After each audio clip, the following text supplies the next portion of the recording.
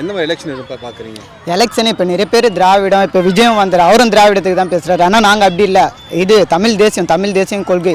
எங்கள் கொள்கை என்னென்னா பசி பஞ்சம் ஊழல் லஞ்சம் கொலை தீண்டாமை கொள்ளை எல்லாத்தையும் நாங்கள் அதெல்லாம் அழிச்சு வேரோட இது பண்ணுறது தான் எங்களோட வேலை. இது நிறைய பேருக்கு தெரியல. இப்போ விஜய் அவர் சினிமா முகத்தில் இருக்காருன்ட்டு சினிமா இதில் வராங்க. நாங்கள் வந்து தமிழ் தேசம் அதான் திரையில் பார்க்கத்தோட தரையில் நின்று போராடுறோன்னே உனக்கு உண்மையான தலைவன்ட்டு சொல்லியிருக்காங்க. அதனால் நாங்கள் உண்மையான தலைவன் பின்னாடி இருக்கிறோம். இப்போ நிறைய பேர் என்ன சொல்கிறாங்க, டிவி கேக்கு தான் ஓட்டு போவாங்க. டிவி கேக்கெலாம் போகாது, என்டிகேக்கு நாங்கள் அதான் சொல்கிறோம். காத்தேச்சா கூட பதறாத இது நெல்மணிகள் தான் இருப்போம். உங்களோட ஒப்பீனியன் ஒப்பீனியன்னா அவர் இன்னும் நல்லா நிறைய அரசியல் கற்றுக்கணும். அடுத்து அவருக்கு எழுதி கொடுக்குற ஸ்கிரிப்ட் வந்து தெளிவாக எழுதி கொடுக்கணும்.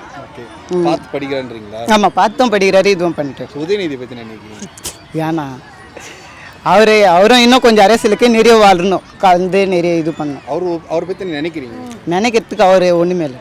எப்படி பண்ணிட்டு இருக்காரு இந்த அவர் ஏதோ ஒரு இளைஞரணி, அடுத்தது எம்எல்ஏ, இப்போ ஒய்சிஎம் எப்படி பார்க்க? அதான் அது வந்து இது பரம்பரை வாரிசு அரசியல், அப்பா புள்ள அந்த மாரி தான் வந்துட்டு இருக்கு. அவங்க நெக்ஸ்ட் நாம் தமிழ் கட்சியை சப்போர்ட் பண்றாங்க நிறைய விஷயத்துல. அப்படிலாம் பண்ணுறாங்க. நாங்கள் பேசுறாரு மீட் பண்ணுறோம். அவங்க அது வந்து இது யாரோ அவங்க அன்பழகன் அரசு இறந்துட்டாங்களா, அதுக்கோசம் போனது, வேற எந்த இதுவும் இல்லை.